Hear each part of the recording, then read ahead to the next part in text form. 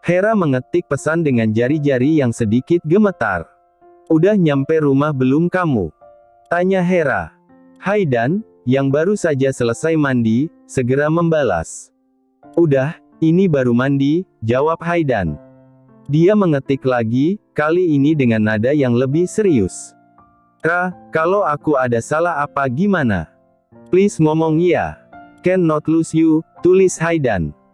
Berhubung ketika menghubungi Nagara yang ada temannya itu malah menjadikannya samsak emosi. Alhasil Haidan buntu belum menemukan penyelesaian akan sikap Hera. Kalau sudah seperti ini dia jadi kepikiran dengan kalimat Kanaya waktu itu. Apa sekarang sudah mulai muncul hilal adanya cobaan sebelum pernikahan? Hera membaca pesan Haidan, lalu mengetik balasan. I cannot lose you. Apa udah terlanjur bayar uang gedung? Canda Hera. Dia menambahkan pesan lagi, kali ini dengan nada lebih serius. Bercanda. Aku cuman agak takut aja, mixed feeling, tapi kata Nay normal kok, ujar Hera. Hera mengetik sekali lagi, mencoba menjelaskan perasaannya. Beneran kayak, ini keputusanku bener nggak ya? Bukan aku ngeraguin kamu, cuman kayak. Ya gitu, tulis Hera. Haidan membaca pesan Hera dengan cemas. Bukan karena omongan aku soal jangan ngomong kasar itu. Tanya Haidan. Hera mengetik dengan cepat, sedikit kesal tapi tetap bercanda. JUJURLY lu agak nakutin ya, OM, balas Hera. Haidan bingung dengan respons Hera. Om, balas Haidan. Hera menjelaskan lebih lanjut. Agak nakutin, yang. Tapi nggak soal itu, tulis Hera. Hera tidak mungkin terus mendiamkan Haidan. Dia perlu mengatakan kepada laki-laki itu, jika dirinya butuh sedikit waktu sendiri. Haidan mencoba memahami situasi. Tolong ngomong kalau ada apa-apa, Ra. Takutnya kamu biar hilang, gimana caranya? Aku mesti gimana? Tanya Haidan. Hera menghela napas sebelum mengetik balasan. Nggak gimana-gimana, makanya aku mau minta space dulu sebentar. Buat nyelesain carut-marut kepala aku, jawab Hera. Haidan merasa semakin cemas. Berapa lama? Boleh minta jangan lama-lama, tanya Haidan. Hera menjawab dengan nada ringan. Waduh berdoa aja, yang, balas Hera. Abis dibalas seperti itu, Haidan lanjut ngerecokin orang lain. Kali ini bukan lagi Nagara melainkan Kanaya. Sebab laki-laki itu sangat sensi dengan dirinya tadi. Haidan mengetik pesan singkat. Nay, tulis Haidan. Kanaya, yang sedang bersama suaminya, terkejut dengan pesan Haidan. Ape, lo tuh mau apa sih, Dan? Balas Kanaya. Ladalah, lakinya yang bales, batin Haidan. Kenapa, Mas? Tanya Kanaya ketika melihat suaminya itu mengetikkan pesan balasan untuk Haidan dengan penuh dendam dan emosi. Sejak tadi memang ponsel Kanaya digunakan Nagara untuk mendownload video-video kartun Chibi Maruko-chan. Hawkins ini dia lagi sering menontonnya. Si Eldan ngerecokin, nggak jelas, ujar Nagara. Kanaya mencoba menenangkan suaminya. Jangan gitu, mungkin dia lagi butuh teman ngobrol. Diajak ngopi-ngopi ganteng coba. Kayaknya bingung soalnya Hera lagi di fase gamang gitu, ujar Kanaya. Nagara mengerutkan kening. Gamang gimana? Tanya Nagara.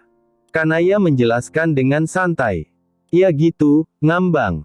Biasa deket-deket nikah. Aku jadi ngerasa bersalah ngomong ke mereka buat hati-hati, ujar Kanaya. Tadi bahkan Kanaya tidak henti-hentinya meminta maaf kepada Hera. Dan bertanya berkali-kali apakah semua itu karena ucapannya soal cobaan menjelang pernikahan beberapa saat lalu. Tapi kata Hera bukan, memang perasaannya saja yang sedang berantakan. Nagara penasaran. Kamu gitu juga dulu? Tanya Nagara. Kanaya terkekeh kecil. Hah? Balasnya. Nagara menepuk pahanya. Menyuruh Kanaya tiduran di sana. Dan si perempuan menurut. Meski sedikit menyesal sebab paha Nagara lebih keras daripada bantal yang barusan ia tempati. Dulu. Waktu mau nikah sama aku, lanjut Nagara. Kanaya mengenang masa lalu. Sejak awal dikenalin, mau dijodohin juga udah carut-marut aku mah. Apalagi pas abis akad tuh, Mas. Abis orang-orang pada bilang hahaha. Ujar Kanaya. Kanaya ikut berteriak seperti kumpulan bapak-bapak saat Nagara selesai mengucap ijab kabul. Beh, natap muka kamu aja udah berasa natap neraka. Takut banget Bor. Tiap kita tatap-tatapan, bawaannya aku pingin minta maaf mulu. Ngeri, tambah Kanaya. Nagara tersenyum kecut.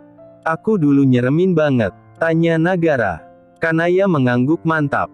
Maksimal, jawab Kanaya. Nagara tertawa kecil. Tapi yang sekarang udah jinak, Nay, ujarnya. Kepala Kanaya lalu menoleh dan wajahnya berhadapan dengan perut Nagara. Kadang Kanaya mikir, kalau seumpama ia tidak dijodohkan dengan Nagara, dia sekarang akan jadi seperti apa? Bagaimana? Ia lantas mendonggak menatap wajah suaminya yang juga tengah menunduk melihatnya. Tersenyum lebar. Hari Minggu, saatnya Nagara menghabiskan waktu seharian bersama istrinya. Tapi agenda kadal hari itu dibatalkan karena tiba-tiba Tante Tata menitipkan Cece ke mereka. Sebab perempuan itu ingin pergi ke kondangan salah satu kawannya. Lah kenapa nggak diajak gitu, Tan? Tanya Kanaya. Tante Tata menghela napas. Lama, takut Cece keburu rewel, jawabnya. Jadi ya sudah, kini Nagara hanya bisa goleran sambil menonton televisi. Sedangkan Kanaya dan Cece duduk di karpet bawah, di belakangnya. Bermain puzzle yang bocah itu bawa dari rumah. Sekarang dia sudah berada di bangku SD, tepatnya kelas 1. Tapi tingkahnya masih sama seperti dulu. Masih berisik. Barbar juga. Nagara awalnya santai-santai saja, sesekali ia menoleh tatkala Cece memekik dan tertawa heboh. Tante, ayo main lompat tali, ajak Cece. Kanaya menggeleng malas. Nggak mau, tolak Kanaya. Cece memekik kecewa. Ah Tante Nay payah, seru Cece. Kanaya memicingkan mata. Nggak mau karena takut kalah ya. Emang si Cece jago, bisa lompat 50 kali tanpa jeda, ujar Cece. Mata Kanaya memicing. Dia menatap Cece dengan pandangan curiga. Kanaya tidak cupu dalam hal lompat tali. Cih, 50 kali ya. Dia bahkan pernah lompat 100 kali tanpa jeda. Oke, ayo kita buktikan, ujar Kanaya setelahnya. Waktu kalimat itu yang Nagara dengar, dia pikir Cece yang akan bermain lompat tali dan Kanaya hanya memerhatikan.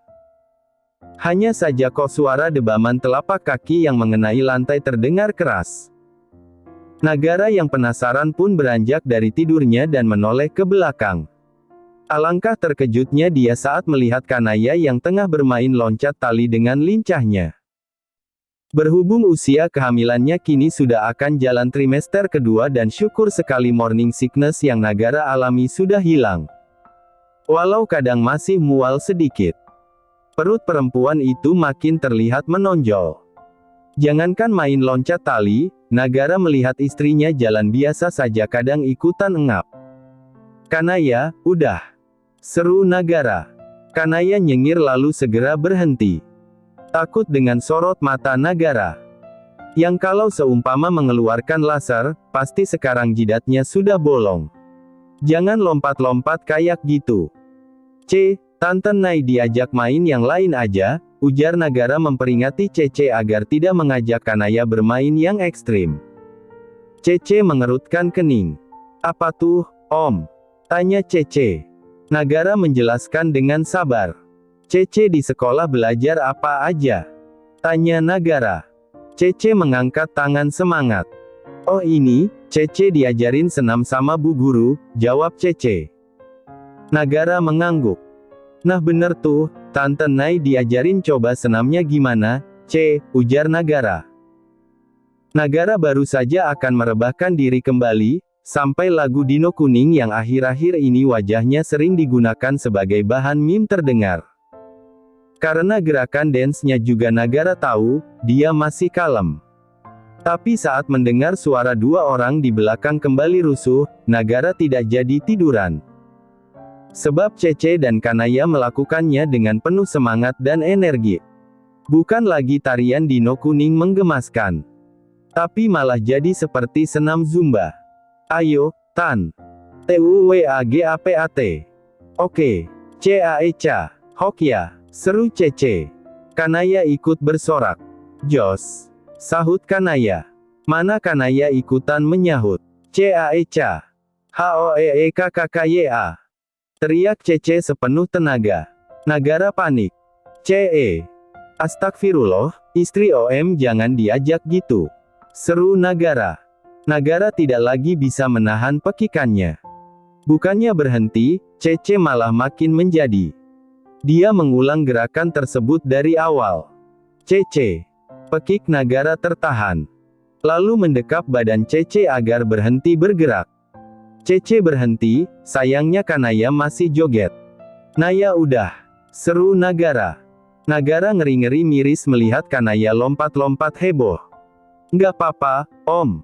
Kata Tante Nay, adek juga mau ikut senam, ujar Cece. Nagara menggeleng tegas. Nggak gitu konsepnya, C. Yang ada si adek beneran terombang-ambing di dalam, ujar Nagara. Nagara lantas mematikan musik yang terputar dari ponsel Kanaya. Lalu menarik kedua tangan perempuan itu untuk duduk di sofa. Tidak lupa punggung tangannya digunakan untuk menyeka keringat yang mengalir di dahi Kanaya sekilas. Duduk aja sini. Nggak usah joget-joget lagi. Aku kupasin mangga. Mau ya? Naya. Cece. Tanya Nagara seakan-akan Kanaya juga merupakan anak kecil. Kanaya mengangguk antusias. Mangga merupakan salah satu buah favoritnya. Tentu ia tidak akan menolak. Sama buah naga. Pekik Cece. Nagara mengangguk. Iya, sama buah naga. Tapi duduk aja ya. Jangan jingkrak-jingkrak lagi, ujar Nagara. Nagara terus-menerus memperingati. Hampir copot jantung Nagara barusan. Akhir harinya dihabiskan untuk mengasuh dua perempuan itu. Sorenya ia mengajak mereka pergi keluar membeli es krim. Sebelum akhirnya Cece dijemput oleh Tante Tata. Saat sudah jam 10 malam, Nagara mendadak ingin makan mie. Padahal Kanaya yang susah tidur saja kini sudah terlelap. Tadinya suaminya tidak berniat membangunkan atau mengganggu tidur Kanaya. Berhubung perempuan itu tidur di bantal ibu hamil, jadi jaraknya dan Nagara agak jauh. Awalnya saat tahu Kanaya menggunakan bantal tersebut Nagara cemberut, soalnya sadar berarti dia tidak bisa peluk-peluk tubuh istrinya saat tidur. Tapi melihat Kanaya yang tidurnya jadi lebih nyaman ketika menggunakannya, membuat Nagara tidak jadi protes sama sekali. Meski kadang iri sih dengan bantalnya. Tapi baru saja dia memutar kenop pintu, tiba-tiba dua lengan menyusup hingga sampai di perutnya. Membuat jantung Nagara nyaris merosot ke usus. Bisa dibilang dia tidak takut sama sekali dengan hantu. Real mean. No hoax. Kalau hanya lihat wujudnya, paling terkejut sejenak lalu pura-pura tidak lihat. Biar si hantu kapok dan tidak lagi nafsu untuk menakutinya. Tapi kalau hantunya mendadak bisa raba-raba badan ya Nagara bisa pingsan. Tapi mana ada juga, hantu yang bisa menyentuh apalagi grepe-grepe. Mana sekarang dua tangan itu makin naik hingga ke dadanya. Mau kemana, Mas? Tanya Kanaya kemudian menguap. Dia memejamkan kedua mata dengan pipi kanan yang menempel di punggung Nagara. Kamu kok bangun? Tanya Nagara. Nagara memutar badan. Cepat sekali Kanaya menyusul langkahnya. Mana dia tidak sadar. Istrinya hanya bergumam sebagai jawaban. Dia masih ngantuk namun tetap saja ngintil Nagara yang berniat keluar kamar. Mau masak mie? Kamu mau? Tanya Nagara ragu. Dia takut Kanaya mengiyakan. Mampus kalau kejadian. Minggu ini, Kanaya sudah makan mie 1 bungkus. Untung gelengan dari perempuan itu yang Nagara dapati. Ya udah tidur lagi. Aku cuma sebentar kok, ujar Nagara. Kanaya menggeleng pelan. Mau ikut? Jawab Kanaya. Alhasil Nagara mengulurkan tangan dan membopong Kanaya di depan dadanya. Perempuan itu menghadap ke arahnya dengan kepala diletakkan pada ceruk leher Nagara. Sampai dapur, laki-laki itu meletakkan istrinya dengan hati-hati ke bangku depan meja pantry. Kanaya tadinya sibuk ngiler di atas meja dapur. Meninggalkan Nagara yang makan mie yang barusan ia masak dengan hikmat. Sampai ketika suaminya selesai makan, ia mendonggak dan mengucek kedua bola matanya. Dagunya ditumpukan pada tangan di atas meja. Naik ke kamar dulu aja. Abis selesai nyuci mangkok, Mas nyusul, ujar Nagara. Kanaya menggeleng. Mau nungguin Mas Gara, jawab Kanaya. Tiba-tiba Kanaya menatap Nagara dengan serius. Mas, aku minta maaf, ujar Kanaya. Nagara melepas sarung tangan karet yang digunakan lalu memutar badan dan kembali duduk di bangku samping Kanaya. Fun fact, Kanaya lebih suka Nagara duduk di sampingnya daripada di depannya. Karena katanya kalau hadap-hadapan Kanaya suka salting dengan tatap Nagara. Fakta yang baru pria itu ketahui setelah mereka menikah jalan 2 tahun. Buat apa? Tanya Nagara. Kanaya menunduk, sedikit ragu. Act like a child. Maaf ya. Aku tadi malah jingkrak-jingkrak dan bikin kamu khawatir, ujar Kanaya. Kanaya ingin mengutarakannya sejak tadi. Tapi baru saja sekarang berani ngomong. Abis melihat wajah Nagara yang pucat pasi, Kanaya jadi merenung sambil makan buah mangga bersama Cece. Aku nggak marah, Nay. Nggak perlu minta maaf. Lebih ke takut. Takut kamu sama adek kenapa-napa. Bukannya mau ngomong jelek, tapi gimana kalau tadi kamu jatuh, ujar Nagara. Nagara menatap Kanaya dengan penuh kekhawatiran. Sejak kamu hamil, aku jadi takut tiap kali kamu ngereok, jujur Nagara. Bahkan setiap waktu ketika di kantor, laki-laki itu tidak henti-hentinya berpikir apa yang sedang Kanaya lakukan dan juga bertanya kegiatan juga keadaan Kanaya. Ngereok banget. Emang aku sepetakilan itu kah? Tanya Kanaya. Nagara tersenyum kecil. Ya, gitu deh, Nay. Sekarang agak hati-hati ya. Tingkahnya agak dikurangin, ujar Nagara. Si lelaki lalu menunduk dan menguselkan kepalanya di perut Kanaya. Kedua telapak tangannya berada di sisi kiri dan kanan. Hingga membuat Kanaya kegelian. Kamu udah nggak ngidam lagi, Mas? Tanya Kanaya. Aneh, seminggu terakhir Nagara tidak tiba-tiba menelpon dan merengek kepadanya meminta makanan atau minuman tertentu. Sejauh ini ngidamnya masih seputar kuliner. Tidak yang tiba-tiba ngidam seperti pingin ketemu mantan. Kalau itu sih Kanaya bingung ya, soalnya suaminya merupakan produk ting-ting dan tidak memiliki mantan sama sekali dalam hidupnya. Sampai-sampai saat baru mengetahui fakta tersebut, Kanaya sok setengah mampus. Iya, Bang. Seru Kanaya. Nagara mengangguk santai. Iya, jawab Nagara. Tapi ya yang terakhir ngidam, Nagara berhasil membuat Kanaya ketar-ketir karena laki-laki itu mengirimkan pesan seperti ini. Nay, pingin lonte, tulis Nagara. Kanaya hampir saja membanting guci di ruang tengah saking kaget dan emosinya. Dia bahkan tidak membalas pesan Nagara dan bersandar ke tembok. Lalu badannya meluruh. Persis seperti istri di sinetron yang baru saja disakiti suaminya.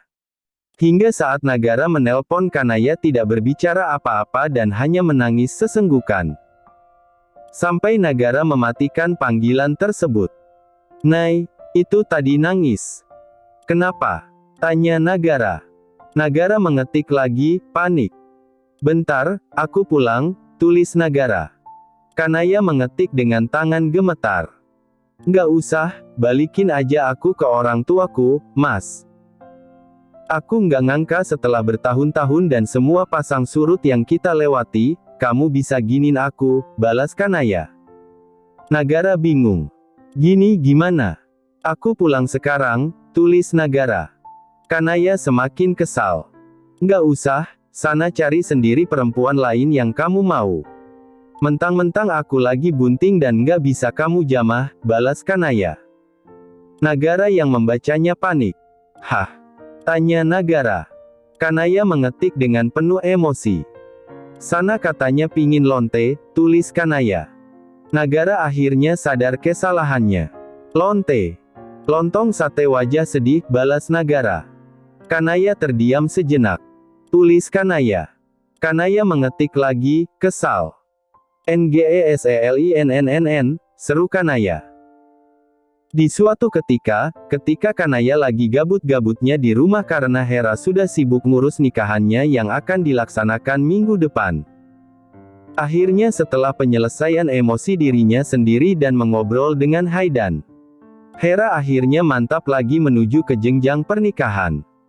Kanaya memutuskan menonton video TikTok yang lucu-lucu saja. For your page dia isinya memang hanya video-video kucing dan masak-masak. Ada satu video yang membuatnya menonton hingga 3 kali.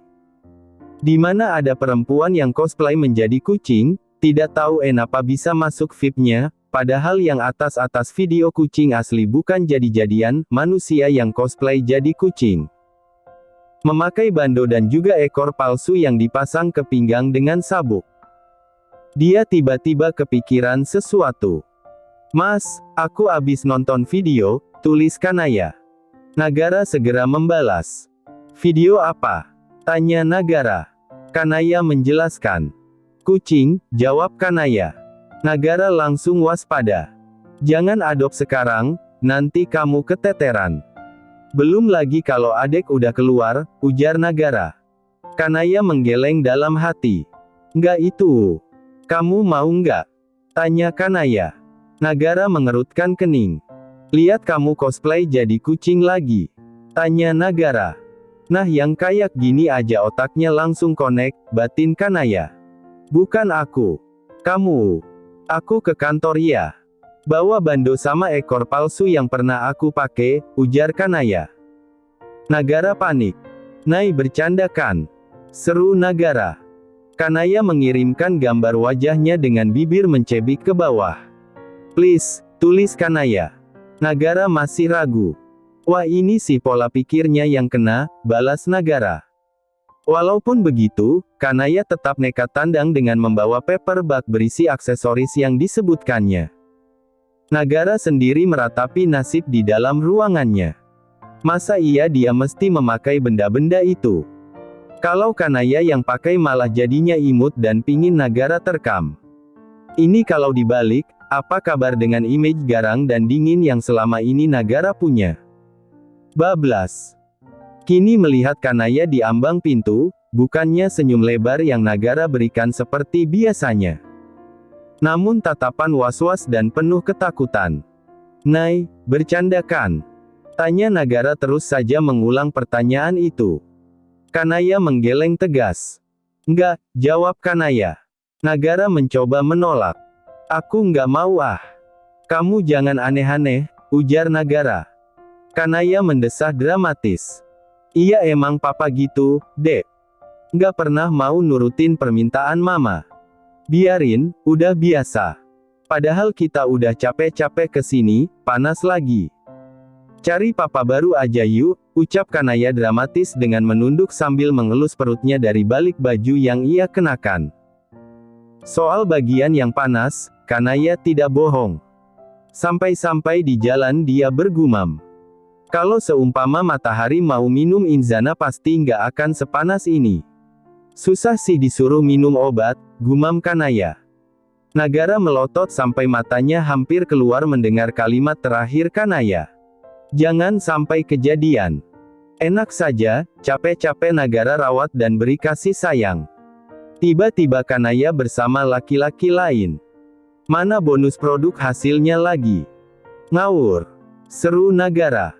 Kanaya menatapnya dengan senyum menantang. Makanya mau, ujar Kanaya. Nagara masih ragu. Tapi, Nai, ujar Nagara. Kanaya memotong dengan nada tegas. Biasa kamu nyuruh aku jadi kucing, kelinci, sampai suster-susteran juga aku mau. Wajah Nagara merah padam. Aku malu, ujar Nagara. Kanaya tersenyum kecil. Nggak apa-apa, cuman aku yang lihat. Cepat, keburu jam makan siangnya selesai, ujar Kanaya. Terima kasih sudah menonton, guys. Jangan lupa klik like jika kalian menikmati cerita ini, subscribe untuk update konten seru lainnya, dan tinggalkan komentar di bawah tentang apa yang kalian pikirkan atau cerita apa yang ingin kalian dengar selanjutnya. Dukungan kalian sangat berarti. Sampai jumpa di video berikutnya.